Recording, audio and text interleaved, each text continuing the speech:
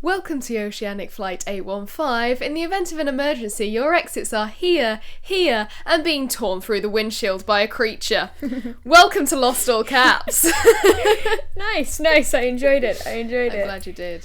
My cheeky little intro there. Welcome to Lost All Caps. I'm Velvet. I'm Ariel. And yeah. This is our podcast. This is our How podcast. exciting! It is exciting. This is the first episode we're recording. It's yeah. You know, I'm It's excited. good times. I'm nervous, but I'm happy to get into it. I'm looking forward to it. So Lost All Caps is basically, well, the name, funnily enough, comes from our mother. Yes. Which I think is emblematic of the podcast itself, because it kind of all comes from our mother. Not least of all because she brought us into the world. She's the reason we're here. But she's also the reason we watched Lost. Both of our parents were very big into the show when it was coming out. Yeah. But we were tiny children We when it was were coming kids, but they watched it like every week for the whole time. Yeah. So they were fans. And then when we were old enough, it was very much a rite of passage moment. Yeah. We were allowed to watch. Because we were we have a track record for getting really obsessive about other TV shows. Indeed.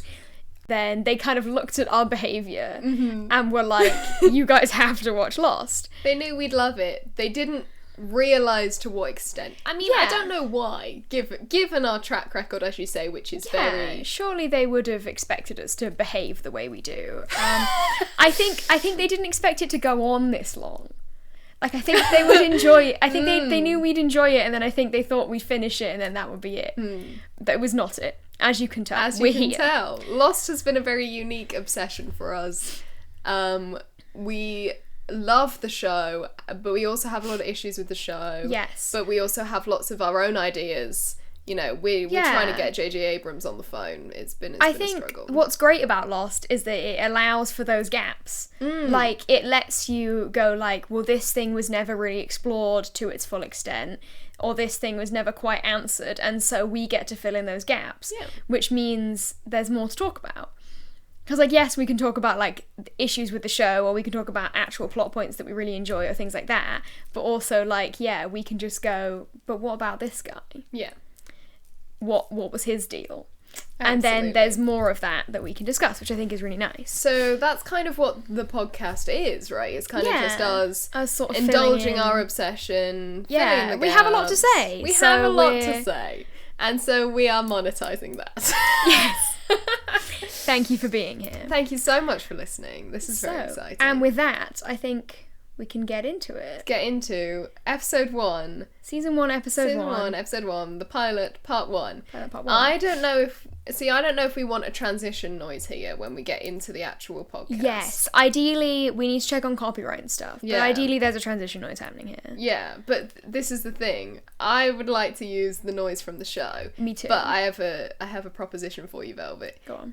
If we can't get the copyright to use the noise, what if we try and recreate the noise now, and then Elle is our wonderful editor, Elle can just use that soundbite in each of the episodes. I mean, I accept that proposition, but I argue that might be really embarrassing. I think we should give it a go. Which noise are we doing? Are we doing like the da-da, or the like one? The second one, I think. Okay. The first one's quite long. That would True. be a bit of a task. True. Okay, you ready? Okay. So this is episode 1 of Lost All Caps, talking about episode 1 of series 1 of Lost, pilot part 1.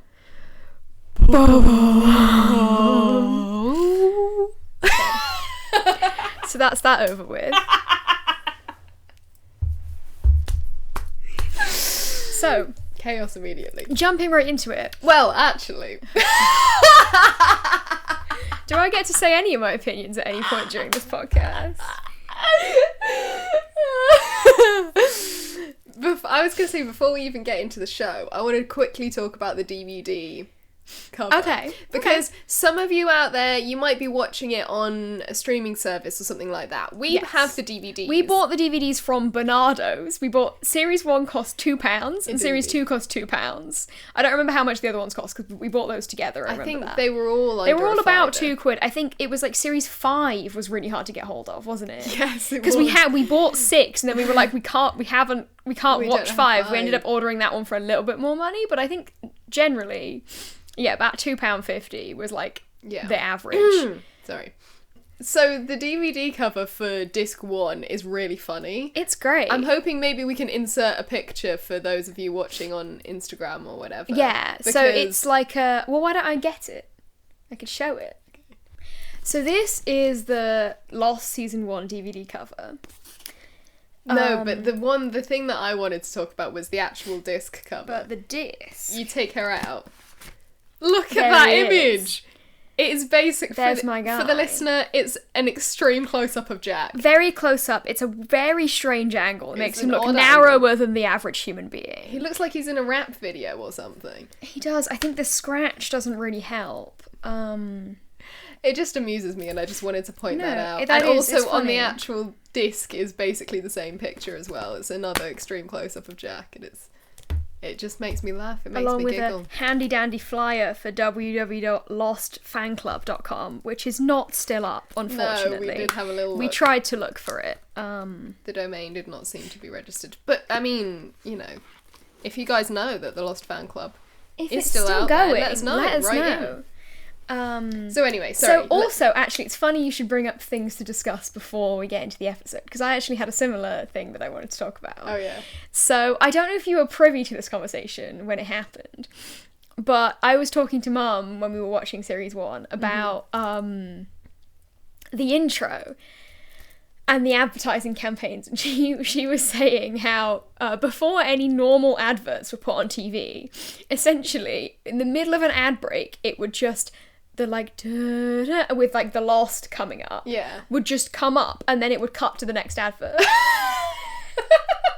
And she was like, well, I'm interested. Yeah, I mean, and I think that's a pretty great way to advertise your show, because like you're interested, and then when the actual adverts came on, which of course we know the fabulous Channel 4 promo. Oh yeah, we should do a whole special, a spin-off on promos, just talking about that Channel 4 promo, because honestly, have a lot it's of brilliant. thoughts. I have a lot to say about that. I have many thoughts. There's a lot of really cool adverts, to be fair, but that's a story for another day. Yeah. But like then when the actual adverts come in, you're hooked, you want to know more about the show, and I think that's a really, really cool way to kind of get into advertising. But it's also ridiculous. It's also really funny. Like, imagine you just don't even know what it is. Imagine the modern day equivalent, you'd be like scrolling through Instagram and then just suddenly a massive black screen.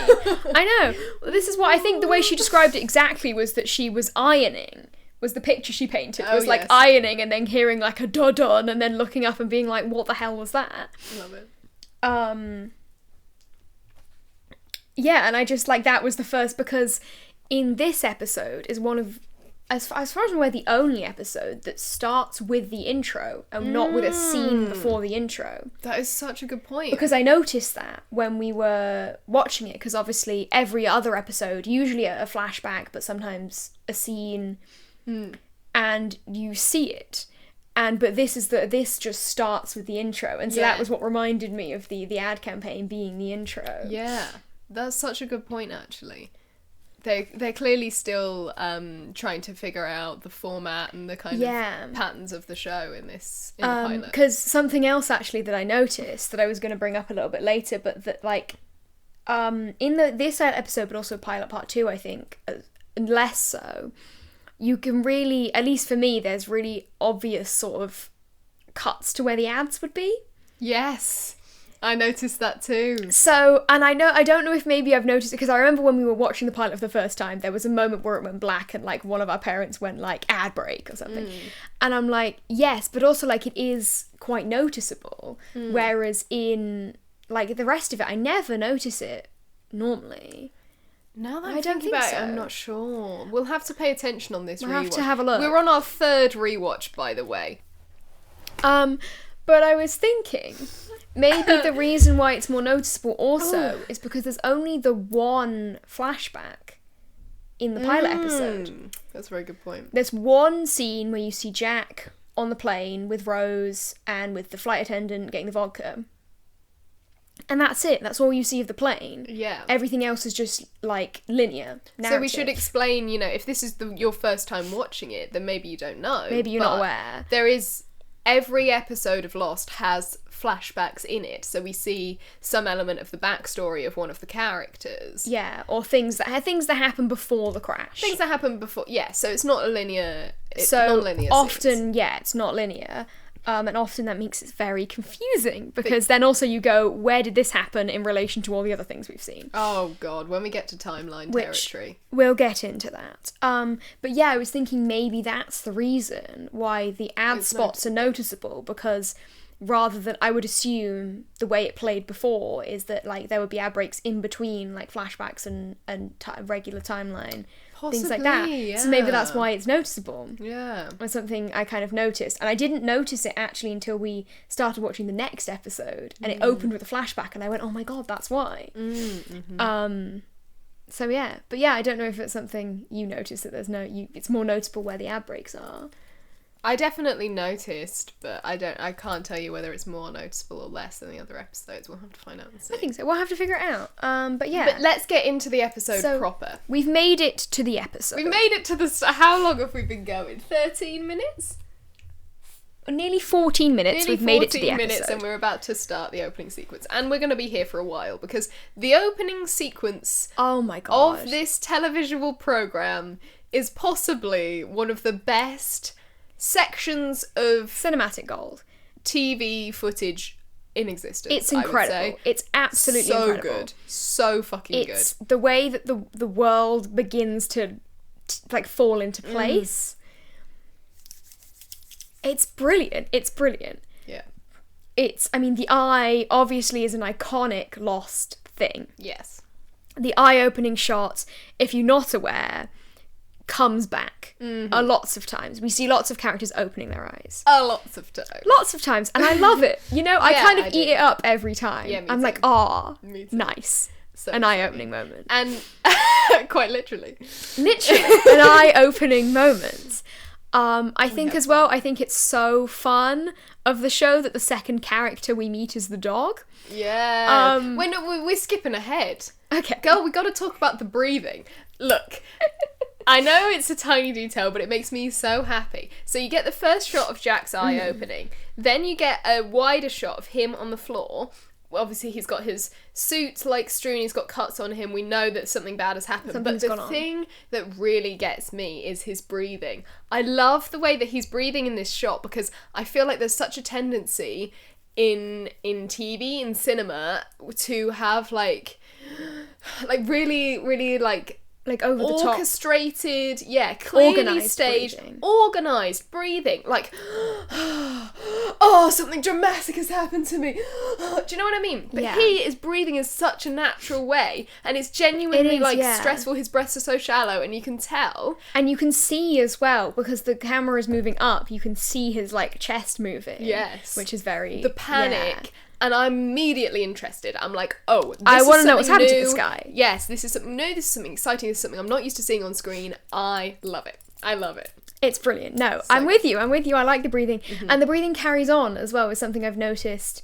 Yeah. That later on in the scene, which obviously we'll talk about in a second, but there's, when he kind of comes out onto the beach, you can still kind of see the laboured breathing, and it kind of doesn't stop for like the whole first sequence. Which I think is obviously very realistic, because you would be panicking, you would be freaking out, you know? Very cool. And then we get shot to the side. Head. Who's that? It's a dog. It's the dog. What? Crazy. Immediate, you're like, huh? Where is this dog come from? You know that cat? Huh? That's me for this entire opening episode. Huh? Like the dog comes out of nowhere. You're like, what's going on? And it like it sums up Lost pretty well, actually. Huh? I mean, there's the experience of watching Lost for sure. Yeah, I think that's it. You need to stop doing that. Like, I think that's brilliant. And also, in a similar vein to seeing the dog, seeing the shoe. And whose shoe is that? Whose shoe is that? first of all, back up, is we never find out whose shoe that is. I don't think we ever do, you know? I don't think we do, because I told you recently, I thought I knew whose shoe it was. That's who I said, yes, but it isn't, because I'm now watching it and I'm thinking, but it's not. I don't think it is either. I mean, we'll have to make sure, but... We'll discuss that when we get to that episode, but that's such a someone's shoe. Whose shoe is that? Whose shoe is that? We never find out. And this is your kind of first indication that there's other people as well. Yes, a very good point. You know, we don't know where he is. We don't know what's happened. Why he's there. And that, I think, and I think they do a really good job of making it very much about him in that beginning. Mm-hmm. That shoe, the dog and the shoe are your first indication, like, there's something else going on. Also, I think the detail of the vodka bottle is the vodka bottle is brilliant, and it's the way it's like that grounding thing of the way he's obviously very confused, and later on we find out how he got the vodka, then him reaching for it to kind of remind himself. Ooh, interesting. Is that how you read it? Like, what's happened? That's how I kind of think, like, he's so disorientated, and then he kind of feels it in his pocket, and he's kind of like, he, like, remembers what happened. I think that's kind of when he remembers, because he says later on in the episode that he blacked out, and he doesn't really remember the actual plane crash. Spoiler. So I think that's kind of a moment of him going, oh my god, I remember. Maybe. I guess I was sort of reading it as part of the confusion and it kind of contributing to that. Maybe from Jack's perspective, sure, but definitely from the viewer's perspective, it's like, what the hell's going on? From the viewer's perspective, it's definitely a confusion moment, because, I mean, you don't know anything about him at this point. And obviously we have the iconic shot where he's on the beach, and then he's completely alone, and then it pans round. Oh my god. And everyone's there. And I know love you love the that way scene. that the crash is introduced. It's so good. I know you love that scene. And something I love as well is that you hear the screaming first. Yes! That's what I was going to say. You hear the whirring of the engine. You hear the engine whirring and you hear the screaming. And then it comes round. And also you hear the ringing, and it's something they mentioned in the audio commentary, which we've also listened to for this episode, that something they really wanted was that above hearing the screaming and above seeing the injured, like, the main thing is that the engine is still going, and that they can't do anything because all they can hear is that this overwhelming noise of the engine going. And I think that they've really captured that, because 100%. Like, you hear that and it's over everything and everyone's voices are really muted. And also it's that kind of, like, the ringing effect is brilliant. It's brilliant. I love the way that you don't get that big establishing shot of the crash. You never see the crash in its entirety. You never see the crash in its entirety. And you just get these fragments. You see people running around, people yelling, people who are injured, and it's these kind of bits and bobs, and it's like you're there. Yes. It's like you are Jack. You're putting together what's happened. He's obviously very confused. Yeah. He's seeing these bits of everything, and he doesn't know what's happening, and you don't know what's happening. And it isn't until you hear the man who's trapped under the bit of shrapnel, that's when, like, his brain turns back on. When that guy's yelling, help, please. Yeah. Like, that's when he snaps into action, so to speak. Definitely. And you get and that's kind of when you start to put together the narrative a little bit more. Yeah. You get a lot of Jack's character. So much. You learn so much about who Jack is as a person in this first sequence. I love it so much. Because it's like, you don't know that he's a doctor at this point. No, you find out a little bit later on in the first, like, dialogue scene. And so it's just like, but this is his instinct. He has to help people. His instinct is to help everyone. And his instinct is to go straight for that guy who's trapped and help him. And then it's like, boom, Claire. And then it's like, boom, Rose. You know what I mean? Like, he has to go to something I loved as well is watching that scene as someone who's seen the show, like, all the way through and has watched it loads of times, like, seeing the characters we know and seeing their first introductions is really, really amazing. You get, Michael yelling for Walt. And you hear the Korean being yelled as well.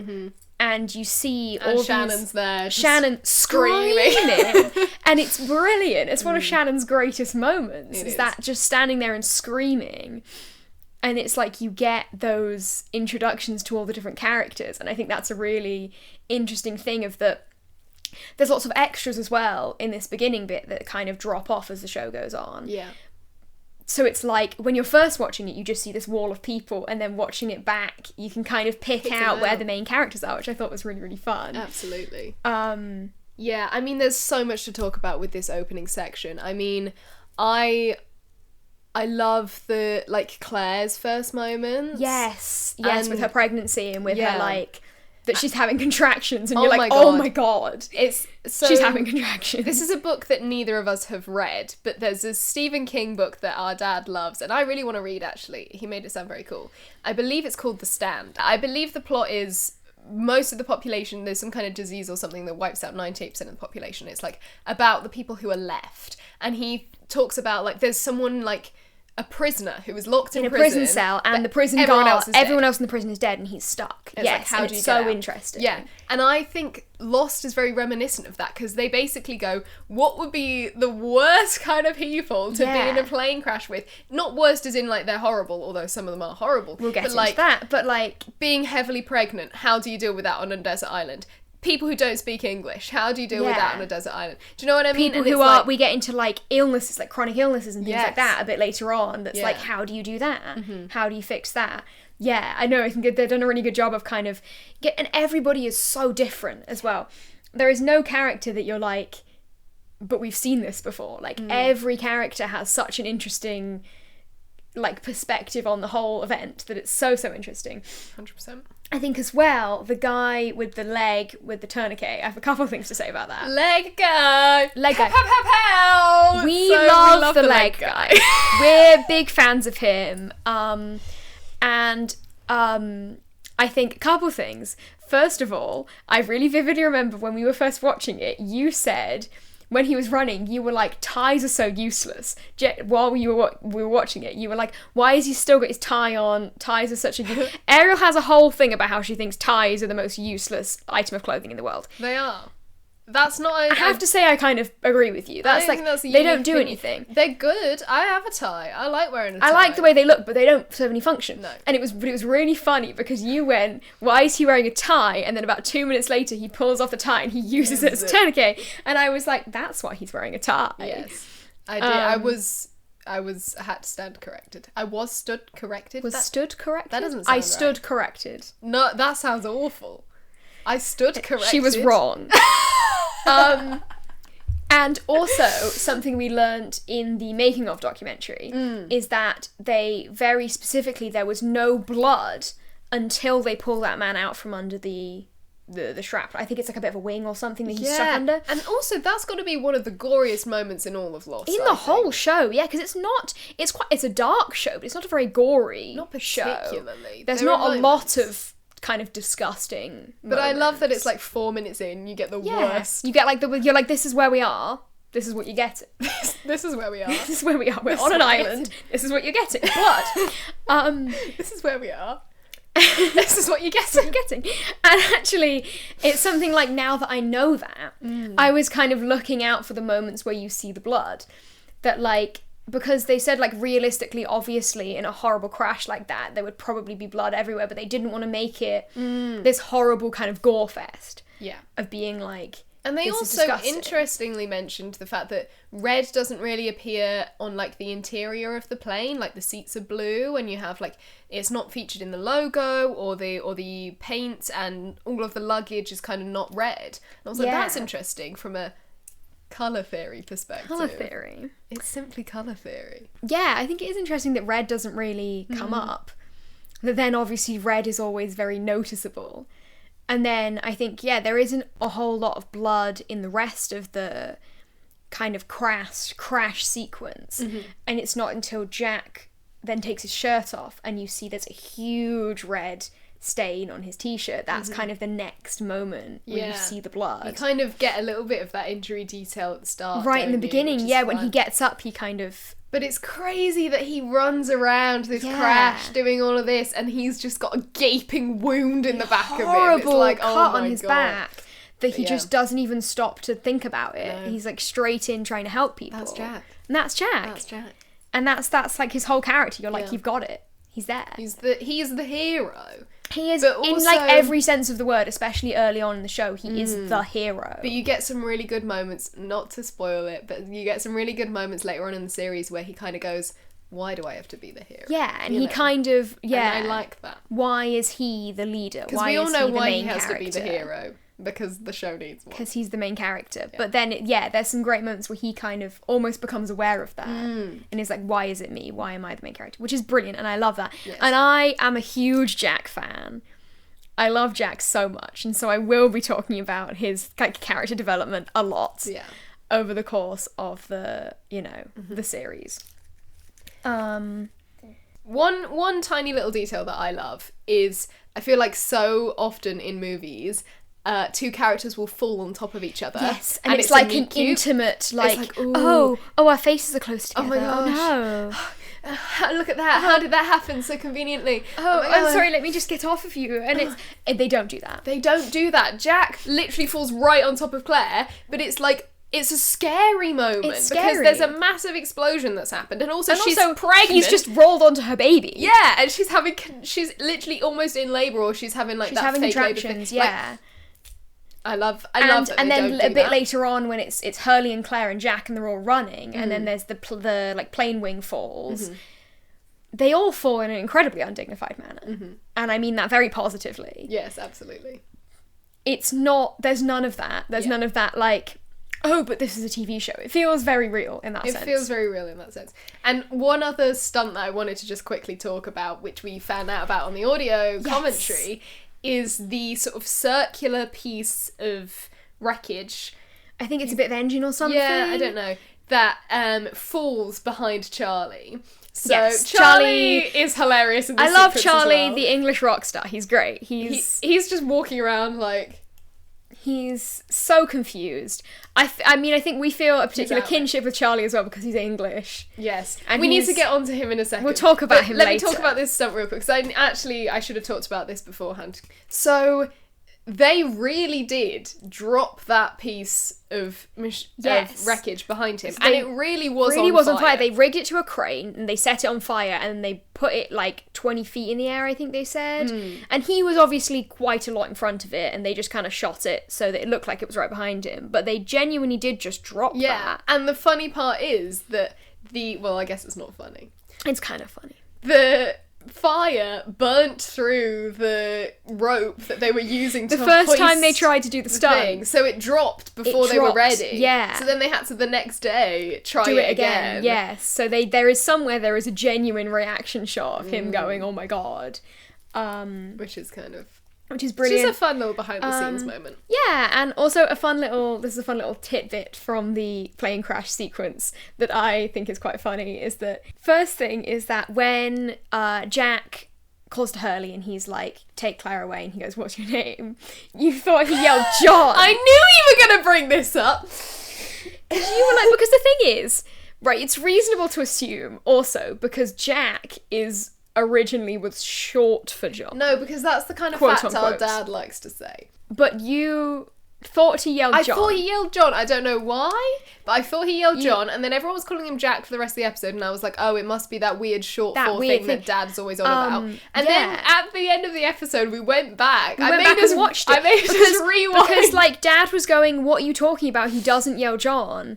His name is Jack, his name is always Jack." And we went back and rewound it, and he yells John. And he yells Jack. He does not yell John.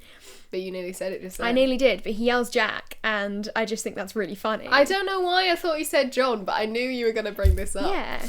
I've just written down in my notes, Boone is not a good lifeguard. No.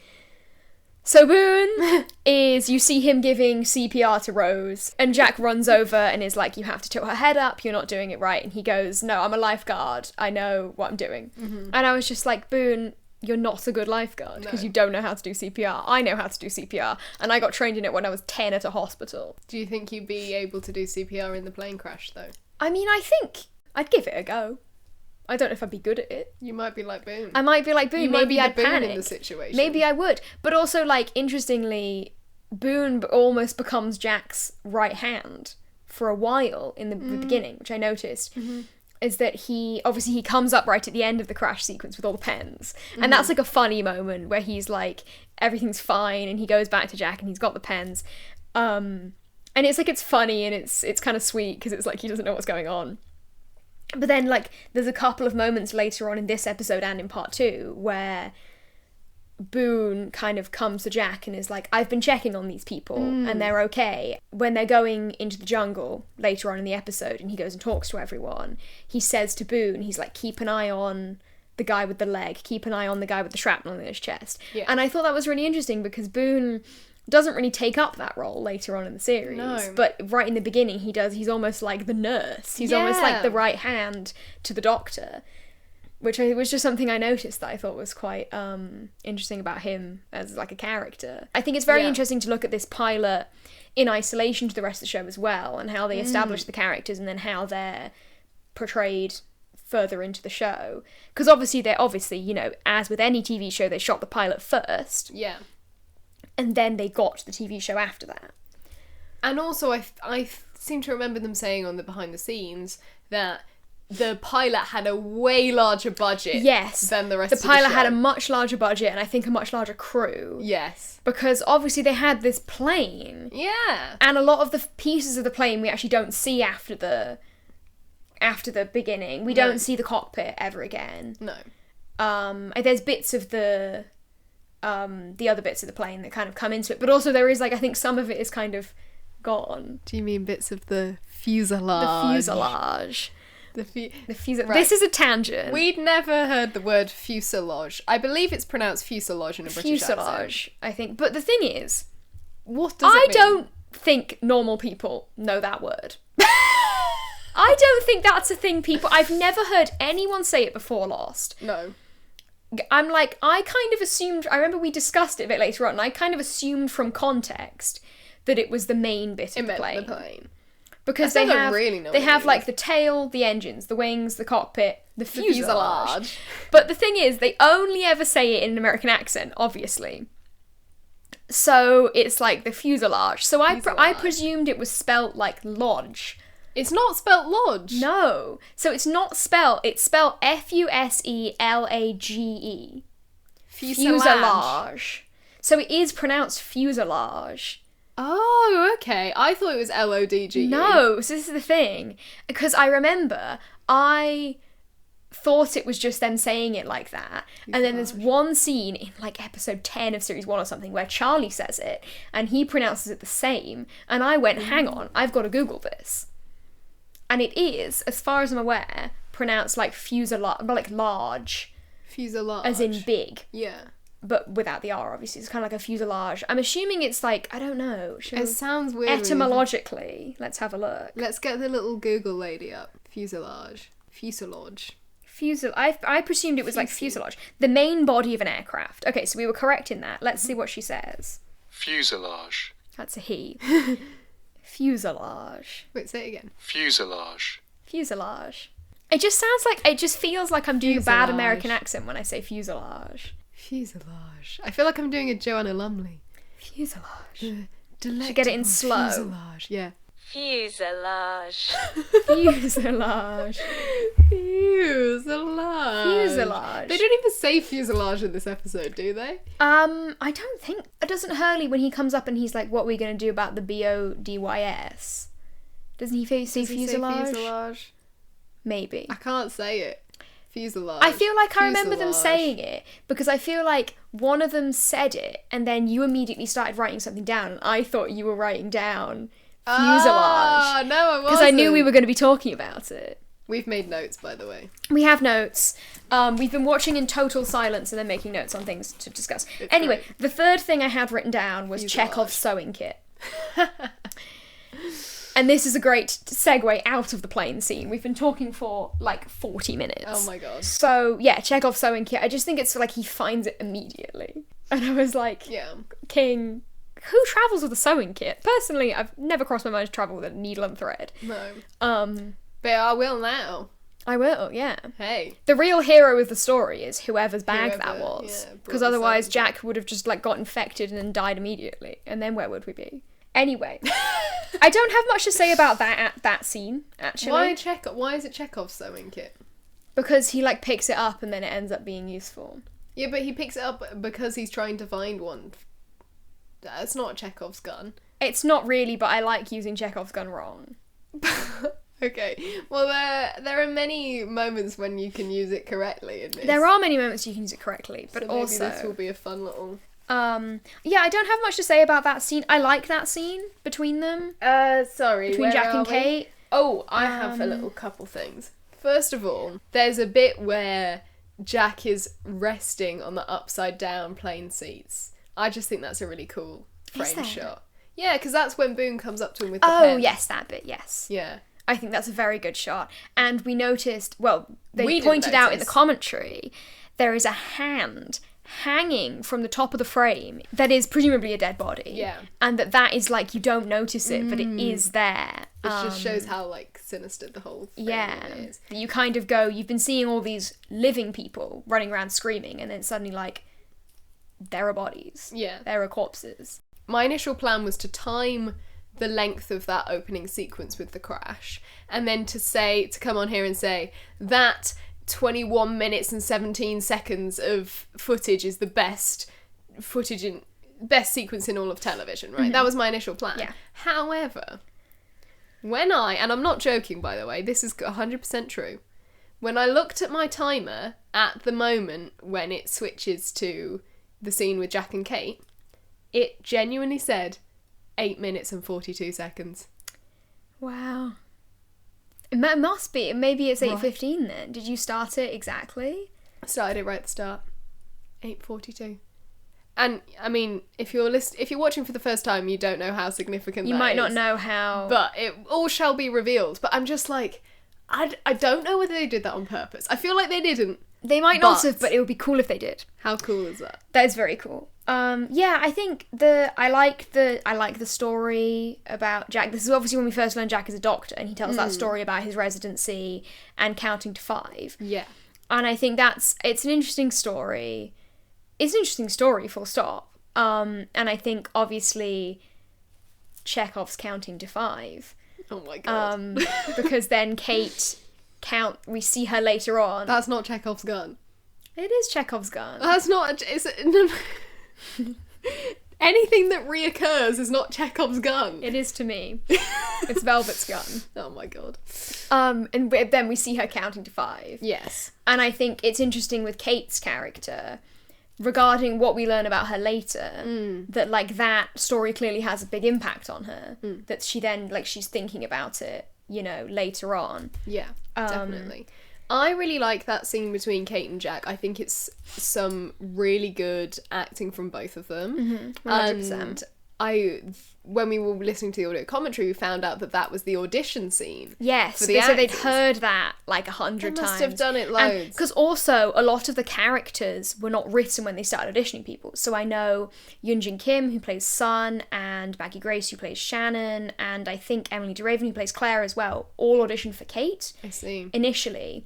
Although, interestingly, Matthew Fox actually auditioned for Sawyer. Yes. And then was cast as Jack, was like asked to read for Jack later on. So I know a lot of the women, but yeah, so obviously they'd heard this scene hundreds of times. And I think there are videos of it on YouTube. I think you can find people's audition tapes. That's cute. Which maybe we should have a look for. But yeah, I think because the actors were also familiar with the script, it means that they had a lot of fun with the song. They're like... A lot of Evangeline Lilly's tiny facial expressions really get me in this sequence.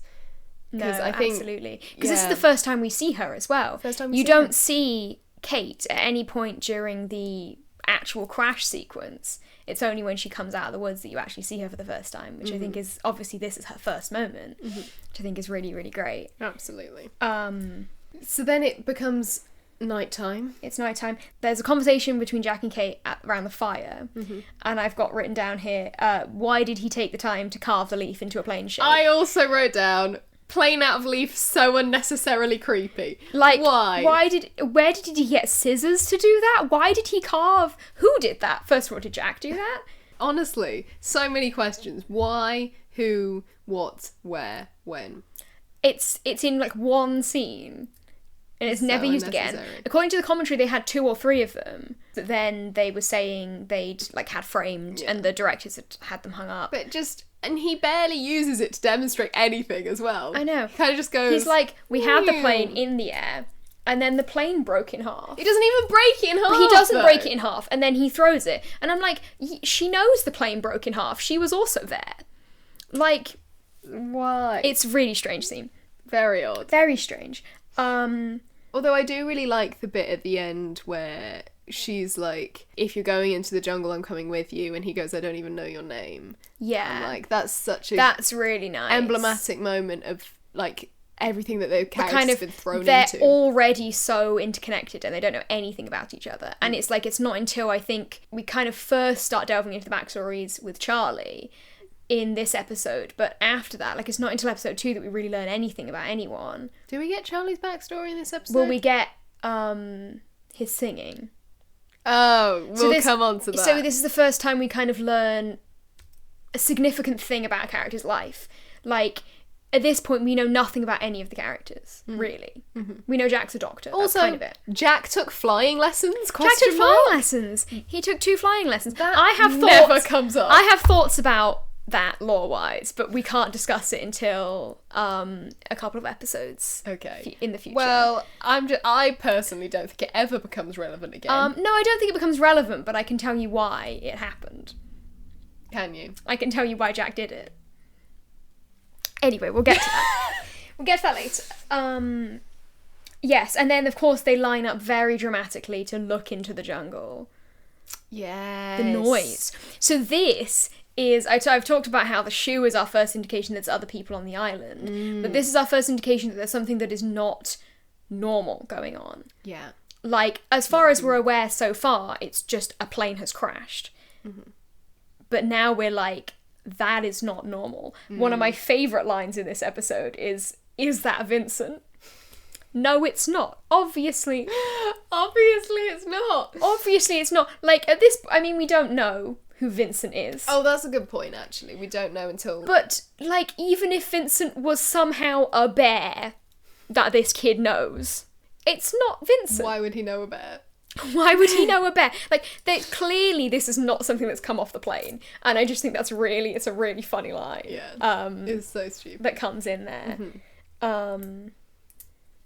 And then, yes, so after this nighttime, this is when we get our first plane scene. Our first flashback. With the flight attendant who we're big fans of. We are. We love her. She's really fun. Also, I noticed as well, though, like, Jack gets up and he tries to leave and then Charlie runs past him. I was going to talk about this. Okay, you tell me what you were going to say. Does Jack need a piss the entire time?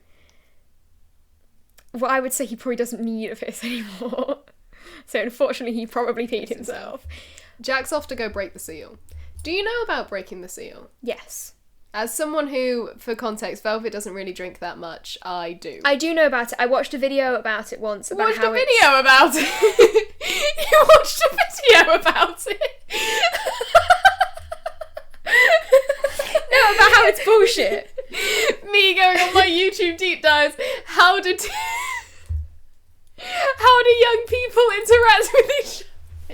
What do young people do at parties?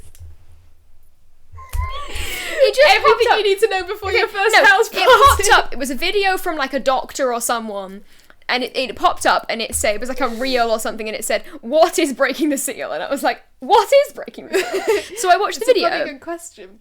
And it was all about how it's actually kind of bullshit, and it's just because drinking makes you need to pee more, and so it's like a psychosomatic thing where you think if you don't pee for longer. Okay, well, maybe from a medical perspective it's bullshit, but I can tell you from anecdotal experience it is not. Because you can be drinking so much and you don't need to go, or if you do need to go, you're holding it in, but you don't really need to go. And then once you go once, you're going all night.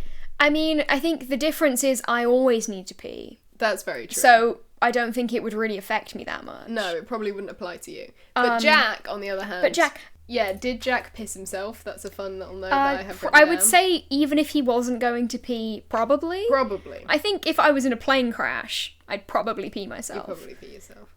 I think most people there... I think most people. Definitely Claire. Like, I think probably... Because the thing is, if you need to pee in a plane crash, if there's anything in there, it's not anymore. According because to the Brooklyn plane's Nine-Nine, crashed. everyone who gets shot pees themselves. So, maybe if people who are injured pee themselves. Anyway, we need to talk about how unsmooth Jack is. in his Yes, flirting. Jack's terrible attempt at flirting with the flight attendant. This breaks a lot of critical FA regulations. Of course violates FA regulations.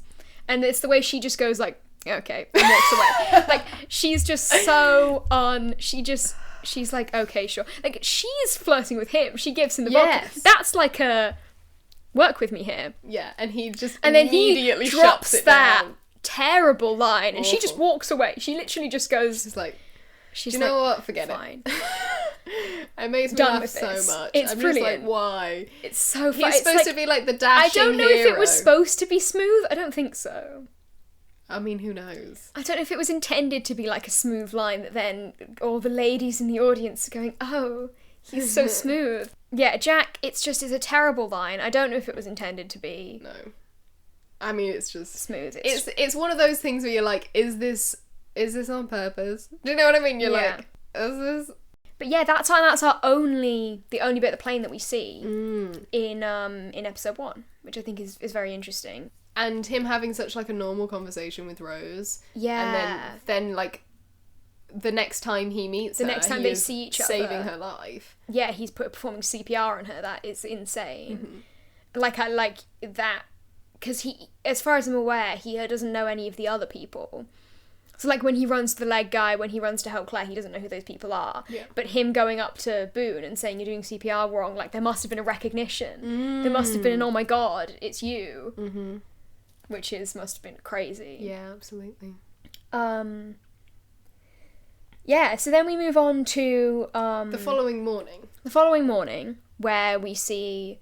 The A group rescue of- planes haven't arrived. rescue planes haven't arrived, no one's here. Something's Spoiler going alert, wrong. the rescue planes do not arrive for Don't 6 arrive. seasons.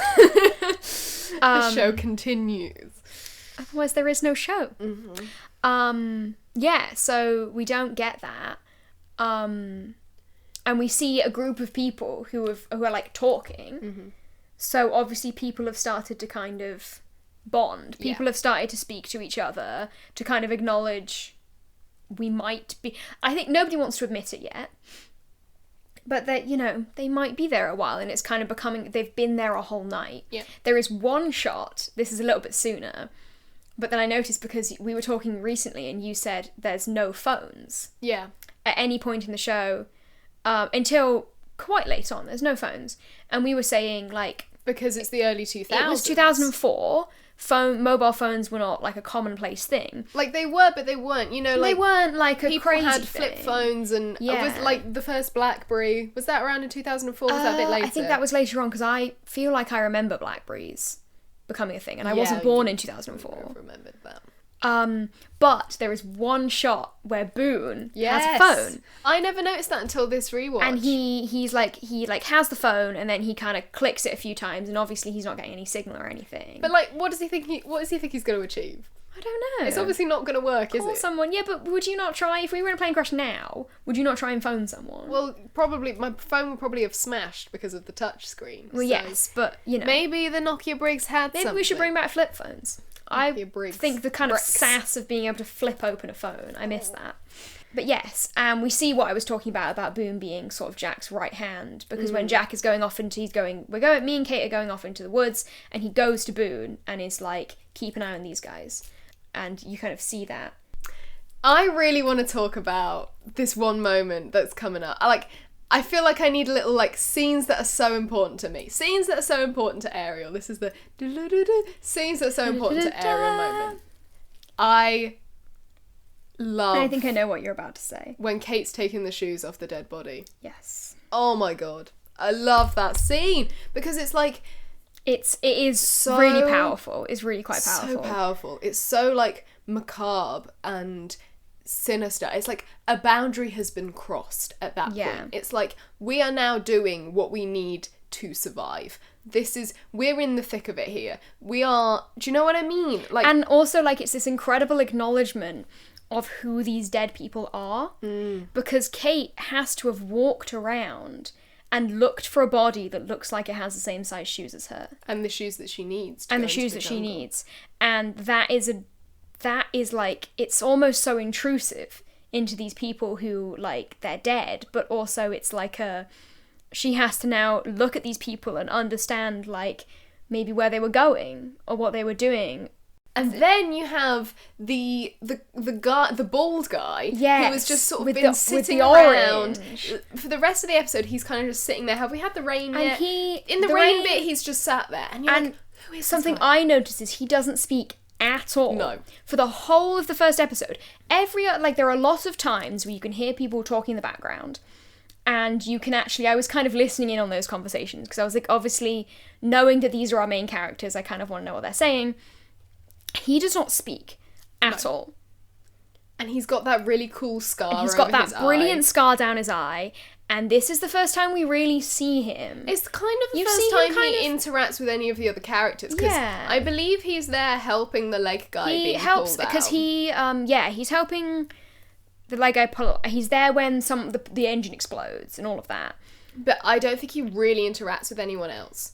But he this doesn't. moment, he makes that Connection, really and it's that powerful moment of eye contact, and then the the mouth smile opening with the orange peel. with the orange. It's just so It's weird. so weird. It's like, you're like, what is going on with this guy?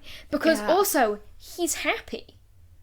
Which is something that is a huge contrast to literally anything else going on. Yeah. Is that he seems largely to be having quite a good time. And this continues throughout the show. It sure in does. that this character seems to be inexplicably enjoying himself throughout these horrors. And it's this so... And that Kate is having this horrible, profound moment of taking these shoes off. And then he is there.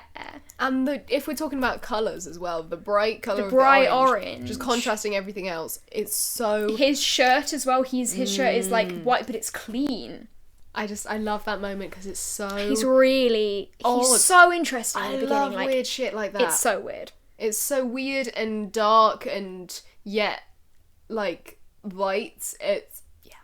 I love that scene. It's a I brilliant love that scene. And the musical score as well. Yes, Gorgeous. they really went for it with the music in this. Yeah. I've got that written down, but like the music, the score throughout the pilot, they really went for it, and it's really brilliant. And then of course we get a brilliant scene in I've a also completely written different down sense of the word. Charlie would never say sunblock. Yes, so a little bit sooner than this, when Yeah. they're in the circle and Jack's talking to Boone, at the beginning of that scene, Charlie walks up and he says, has anyone got any sunblock? And I think it's Boone says, yes, here you go. I think it's Shannon, but yeah. Yeah, it's there, it belongs to them. We say sun cream. Sun cream. We're English. It's not sunblock. It's sun cream. And then, of course, we get one of Charlie's best moments. Mm-hmm. This is a brilliant scene in a completely opposite way. Definitely. Because it is one of the funniest scenes, I would venture to say, in the whole show. It is ridiculous. It's the way it starts out. Kate says, you look familiar. Charlie says, I've been waiting for this. He's such an Charlie, egotist. you are such a loser. He's such an egotist. He's such a loser. Yeah. He's in a plane crash, and he's like, ooh, here we go. Well, when are people So going to funny. recognise me? So funny.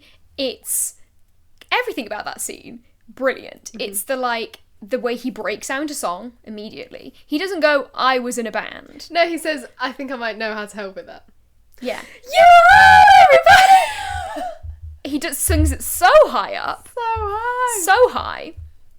He immediately starts singing. He doesn't explain. No. Later on, Jack comes up. Kate's like, have you ever heard of Drive Shaft? And he just starts singing again. Singing again. And I swear in the behind the scenes as well, he said he was trying to go for like a Prince thing. Yeah. Like Prince would sing really high and like imitate that, which I think is funny in itself. He's I think like, that's really funny. I know what to do with this. Like, it's brilliant. And It's so... then we get one of our favourite lines, Brilliant which is line. when Kate says, my friend Beth would go, like, freak out, she loved And you Charlie guys. goes, well, give me Beth's number, I'll call her up. Give me Beth's number, Give me I'll Beth's call number, her I'll call her up. It's just such a funny throwaway line. so- You might miss it if you're not paying attention. Yeah. It's so funny. It's so funny. They're on a desert They're island. on an island. Give me He's so- Beth's number, I'll call her up. I love Charlie's ability to just kind of joke around. Yeah. Like, it's really great.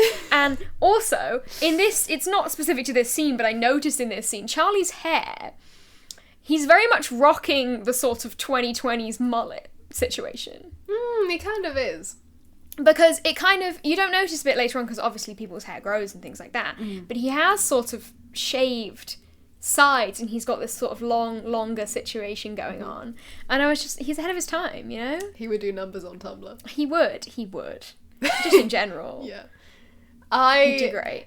Just a quick aside about Don Monahan. So, I didn't recognise him at first, but I remember when the opening credits start rolling, you know, then the names come up underneath of the people. And I saw Dominic Monaghan, and I was like, Dominic Monaghan's in this? And my mum goes, yeah, what do you know him from? I didn't recognise the name.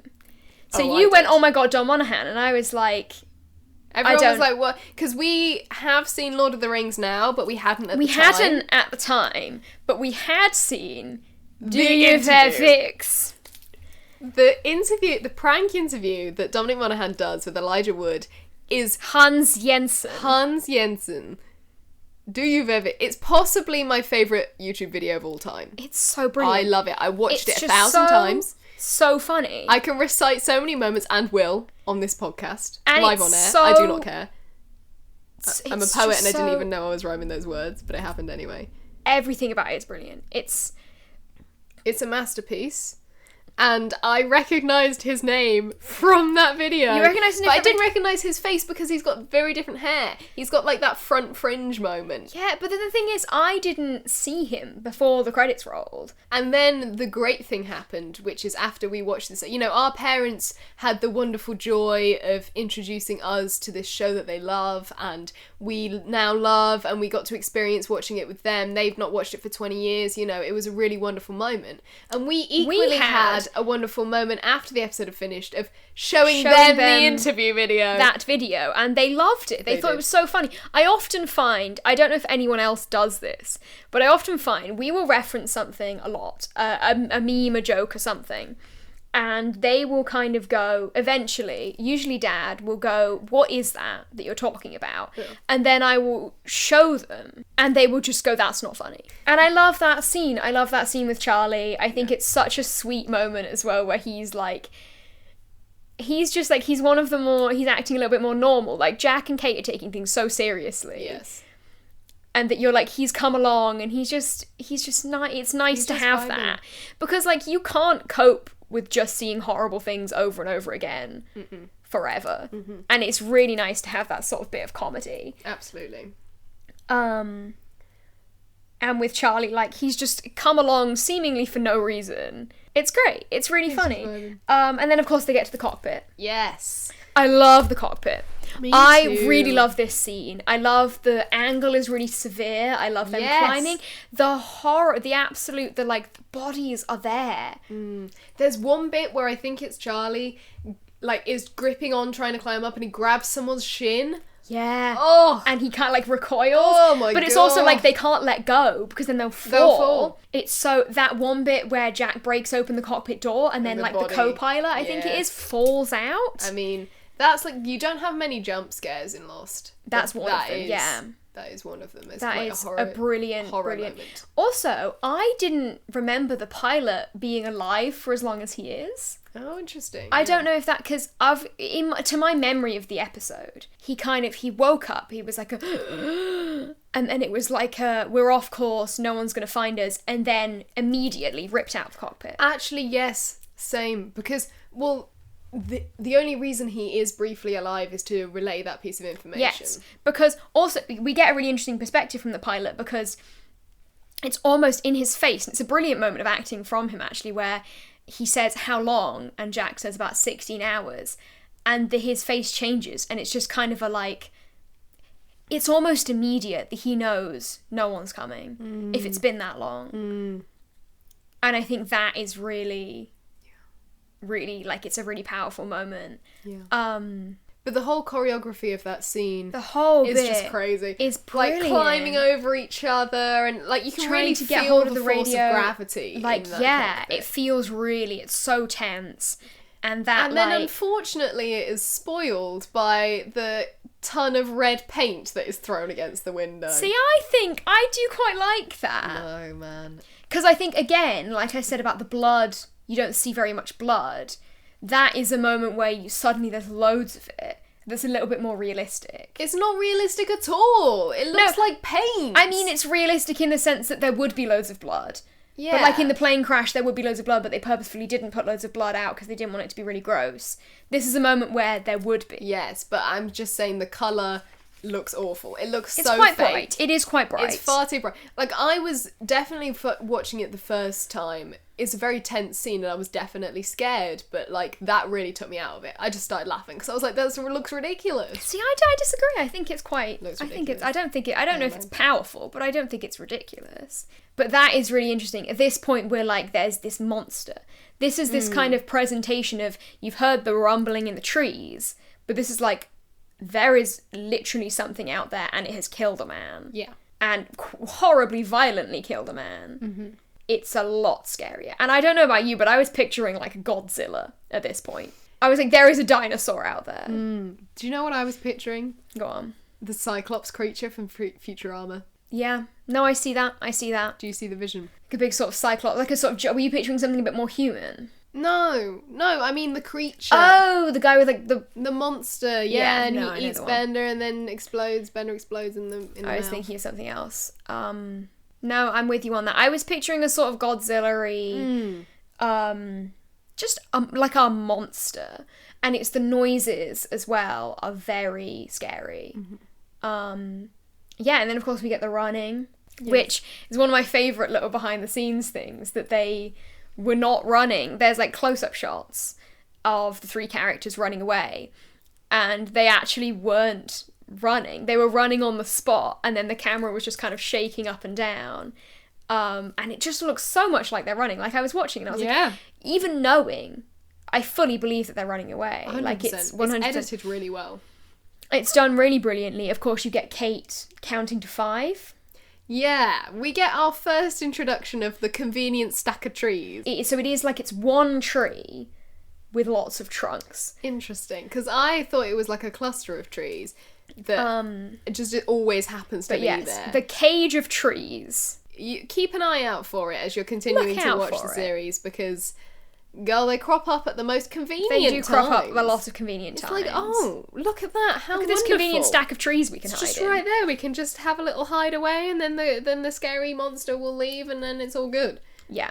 All the time. Every time. All the damn time. And yes, and you get Kate counting to 5, That's a great moment. which is a brilliant moment. Because obviously, Chekhov's counting to 5. Oh my god.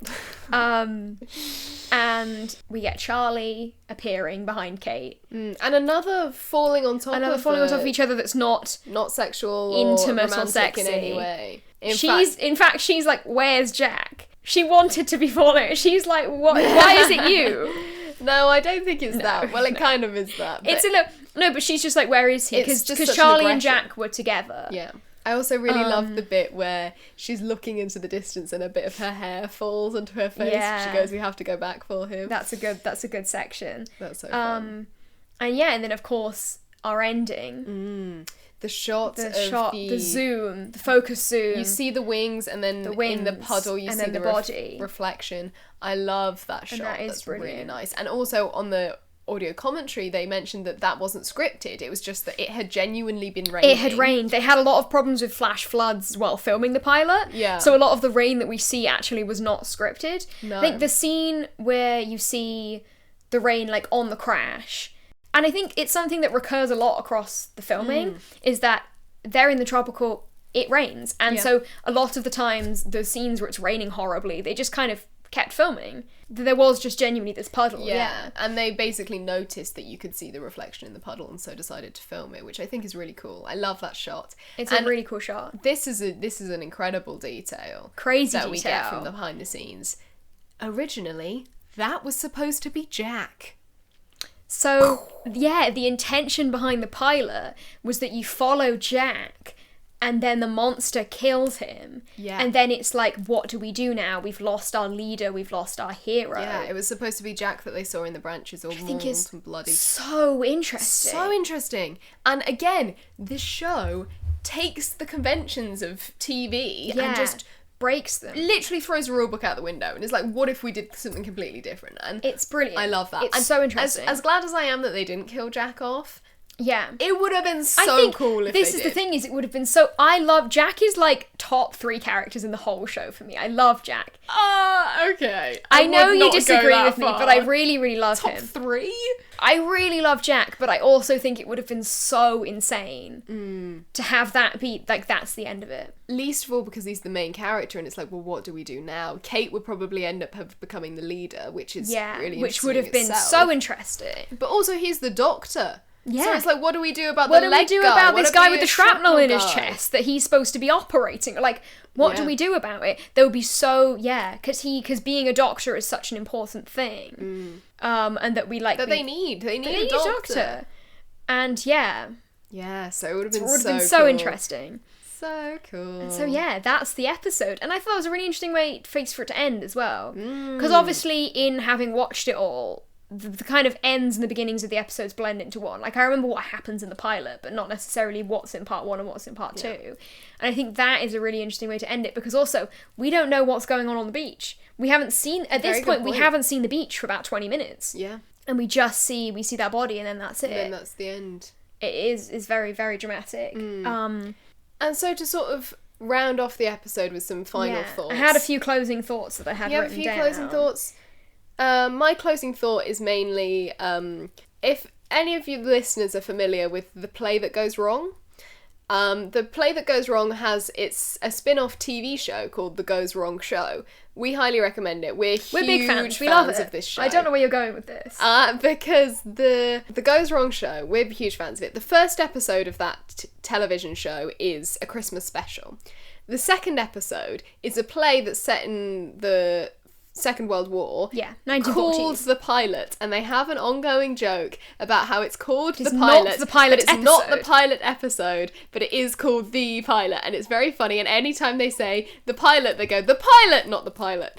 And I've been thinking that this whole time, because of the pilot character who only features in this episode. Because there is, of course, literally a pilot who we see in this episode, and that it is about a plane, and so it gives a kind of whole new meaning that, like, it's a pilot. The first episode of any TV show is generally called Pilot, but this one, like, it could have still be called that. Yeah, which really makes me laugh. Which is really fun. It's really fun. The pilot, not the pilot. I had some closing remarks that are a little bit more relevant. Okay, well... to the TV show. No, I'm with you. I was also thinking the pilot, not the pilot, but I'm just saying. Alright. So, my kind of closing thoughts was mainly about the characters. And the characters that have been introduced so far. So, like, as it currently stands, our main characters are Jack, Kate, and Charlie. Yeah. And our side characters, I have written down, I mean, correct me if I'm wrong and there's stuff I've forgotten, but what I'd written down post-watching the episode was Boone, Hurley, Claire, Saeed, and Rose. As, like, significant characters. I wouldn't put Claire in there, necessarily. She's in it a lot, but she's kind of just... I would maybe put Shannon above Claire in terms of importance at the minute. Maybe. We've not seen much of either. We see more of both of those two in part 2. Coming up next week. But I think it's interesting to look at that in relation to later on. Yeah. Who remains the main character, who becomes less important, who becomes more important. There are characters we've barely seen in this episode that become really very significant to the TV show. Completely. And I just think that's really interesting in who is important, in maybe who was intended to be more important and who ended up accidentally becoming more important in terms of writing. I know that's like a thing that happens, that they suddenly go, this character's now much more relevant than they were ever intended to be. I mean, with Jack, quite literally, he was supposed to die, and then it wasn't until they started writing him that they went, we want to keep him in. Yeah. And I just think that was very interesting to look at. In that, obviously we have Kate and Jack, and they are our main characters. And Charlie kind of comes in a little bit later on. Mm-hmm. And, like, I just think the character dynamics definitely shift. Mm-hmm. But also, I think it's interesting to look at these characters and who is close right in the beginning, that then later on we sometimes get moments where you go, have these characters ever even really interacted? And then you think, no, because right at the beginning... they were spending all this time together. And that becomes quite interesting in terms of looking at later character arcs and later plot points. Which obviously I can't say anything specific because we're not spoiling, but it's something I'm sure I'll refer back to later on. Okay, I think that's everything we have to say. I think so. We've done it. First episode of the podcast. We've only gone and bloody done it. We're going to Colchester. Going to the Lost Island. So thank you so much for listening. If you've made it this far. Yes, thank you. It means so much to us that really does. you're here. We have lots to say.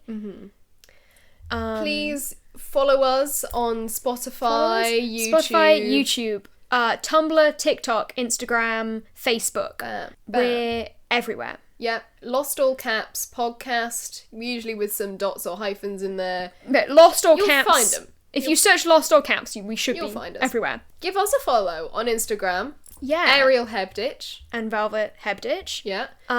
If you have any thoughts, do please feel free to kind of also, get in touch. If you guys, like, any of our listeners live in the UK, in the sort of Manchester area, I do stand-up comedy. I'll be gigging. If you follow me on Instagram, then I'll always be posting about when I'm doing gigs. Come along. Come and see my show. I mean, I'm doing my own show. I might talk about this. I don't know. I'm doing my solo stand-up show. Yeah, which I would highly recommend. I think it's really, really funny. Thank you. It's called Ariel Hebditch, Skeleton Out of the Closet. It's on the 5th of October in the Creatures Comedy Club at 3 p.m. in Manchester. And it's part of the Women in Comedy Manchester Festival. Yeah. And yeah, if you have any thoughts, any comments on anything we've discussed that you want to weigh in on, get in touch. Message us, comment, on our posts. Yeah. We would love to hear your thoughts. Like, this is a big motivation behind making the podcast, was that there isn't much of a fandom currently for Lost, and we are, we love being involved in fandom, and we would really love to connect with other fans and that we can discuss our thoughts with. And so, yeah, if you have any comments at all, let us know, because we'd love to hear it. Amazing. And we'll see you next week. We will see you next week. Da-da.